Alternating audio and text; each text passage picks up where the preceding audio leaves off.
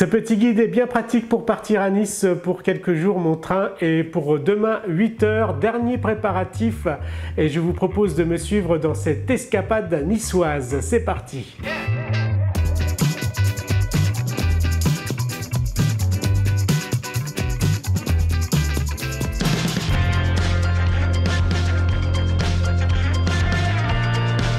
Paris-Nice en TGV, c'est 6 heures de train. Je pars de Paris sous la pluie et j'arrive à Nice avec un superbe soleil. L'envie me gagne de me dégourdir les jambes et d'admirer la Riviera française. Me voici arrivé à l'hôtel pour déposer mes bagages. C'est le Mercure Grimaldi, très bien situé. Alors la chambre d'hôtel n'est pas prête, donc j'ai déposé mon bagage et puis je vais me rendre à la promenade des Anglais. Mon hôtel est ici, à 2 pas de la promenade des Anglais, qui est un incontournable à Nice. Dès le 19e siècle, les Anglais ont fait de la baie des Anges leur lieu favori de villégiature hivernale, d'où le nom de cette célèbre promenade. Ici, chacun vaque à ses occupations. Certains vont bronzette, d'autres sont adeptes du footing ou s'essaient à des sports extrêmes pour une bonne dose d'adrénaline. Sur le front de mer, vous pourrez admirer de luxueuses demeures, témoins de l'âge d'or niçois, ainsi que des hôtels 5 étoiles à l'instar du Negresco, mondialement connu.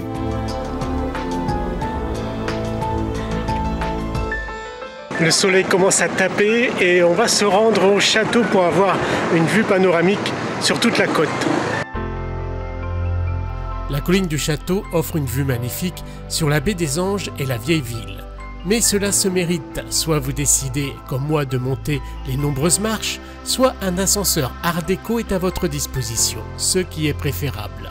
Une fois sur la colline, vous n'avez plus qu'à admirer la vue.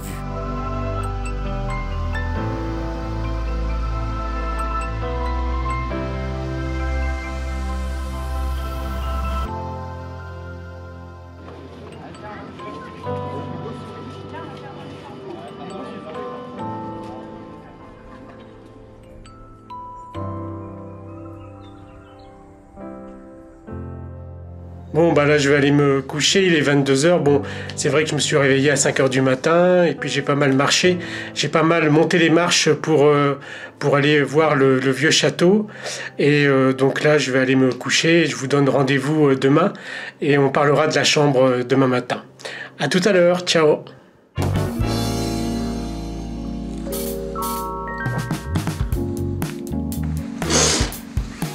Pour ce deuxième jour, on va se rendre au port et puis on va se rendre aussi dans la vieille ville de Nice. Donc encore beaucoup de marches. Et puis si vous voulez, je vous montre ma chambre. Il y a une grande télé, ça c'est dans tous les Mercure Hôtels. Et ça c'est génial. Vous avez la climatisation, le lit avec une photo du carnaval de Nice. Vous avez un petit espace avec une table de quoi écrire des cartes postales, etc. Le point frigo avec un espace pour vous faire un petit café le matin, ça c'est pas désagréable parce que quand on se lève, moi j'aime bien avoir mon petit café. Alors vous avez une grande douche, une superbe douche et puis un espace évier. L'heure avance et il serait peut-être temps de partir direction le port.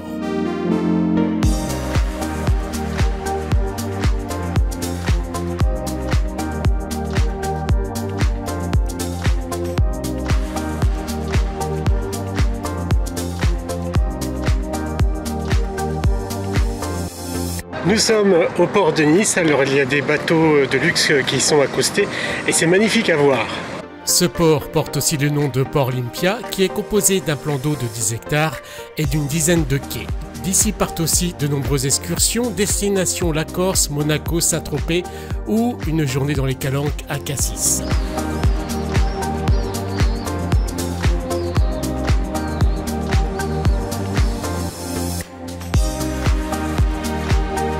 Cette originalité s'appelle un dimanche à Nice, ça date de 2019. Ça a été fait par Stéphane Cypre et c'est de l'aluminium. Nous allons tout de suite nous rendre dans le vieux Nice avec ses façades de style italienne.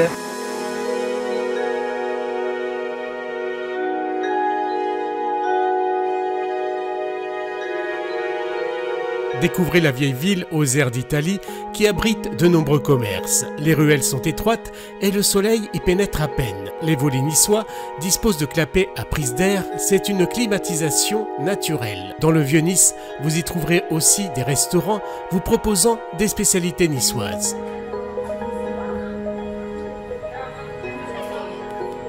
Voici la cathédrale Saint-Réparate avec sa façade baroque. Elle a été construite en 1649 par l'architecte Jean-André Guibert. Elle est dédiée à la patronne de la ville et est classée monument historique.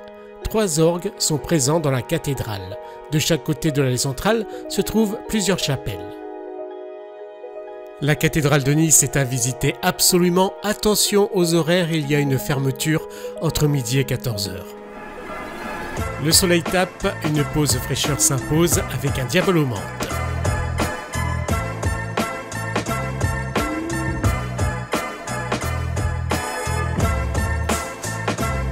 Voici l'Opéra. Il a été construit en 1855 par l'architecte François Haune qui s'est inspiré de l'Opéra de Paris. Alors ici c'est la place Masséna, la place principale de Nice. La place Masséna a été construite dans les années 40 où se dressent d'élégants immeubles sur arcades de couleur rouge pompéien. La place a été rénovée en 2007. En me promenant, je découvre le musée de la photo qui propose en extérieur plusieurs photos de l'acteur Jean-Paul Belmondo. Bon, bah maintenant je vais me libérer de mon sac à dos et puis après-midi, plage, farniente, les pieds dans l'eau. C'est parti. Coucou vous, eh bien 3e jour, j'ai décidé aujourd'hui de me rendre à Monaco. Alors pour cela je vais prendre le train, ça coûte environ 4 € aller, 4 € retour, ça fait 8 € au total. Et le trajet dure 20 minutes. Donc direction Monaco.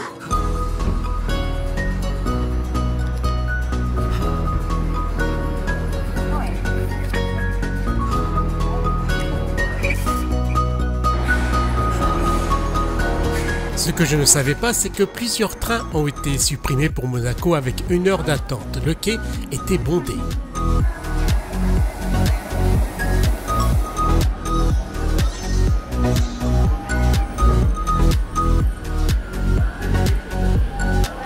Alors ma première impression, c'est que c'est très propre partout et ça, c'est très agréable.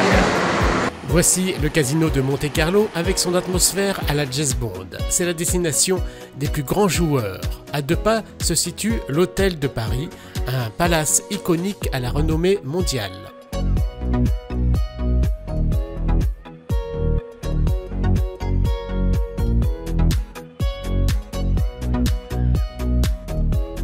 Alors là, je vais me rendre au Rocher à pied, mais vous pouvez depuis la gare prendre le bus. Il y a un bus qui va directement jusqu'au Rocher. Donc c'est à vous de voir si vous voulez marcher un petit peu ou pas. Mais avant d'arriver au Rocher, je passe devant le port Hercule qui est une baie naturelle située au pied du Rocher. Ici, les plus beaux bateaux sont amarrés et les tarifs de stationnement varient suivant la taille du navire. Cela peut atteindre les 30 000 € pour un mois. Et là, je vais me rendre au Rocher et je pense que je vais prendre le bus. À 11h55 pile, c'est la relève de la garde sur la place du Palais par les carabiniers du prince qui ont pour mission de veiller à la sécurité de son Altesse Sérénissime, le prince souverain et la famille princière.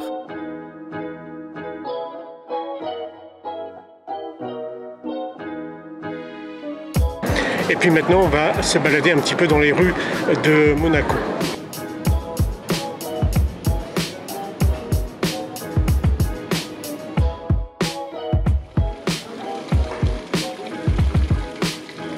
La cathédrale de Monaco a été construite en 1875. Elle abrite les sépultures des princes défunts, dont la sépulture de la princesse Grâce de Monaco.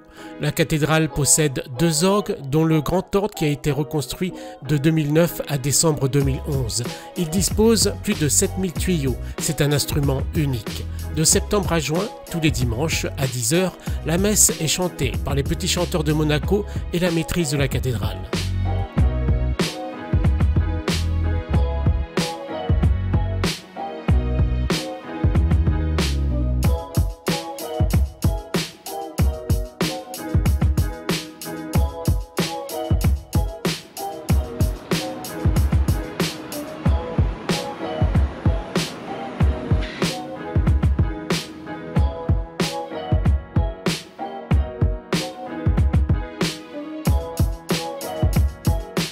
C'est face au casino de Monaco que nous allons nous quitter. Cette petite escapade de Nice-Monaco de 4 jours se termine. J'espère qu'elle vous a plu et que vous l'avez regardé jusqu'au bout. N'hésitez pas à mettre un petit pouce j'aime et à vous abonner à ma chaîne. Cela me fera un grand plaisir. Ciao, bye.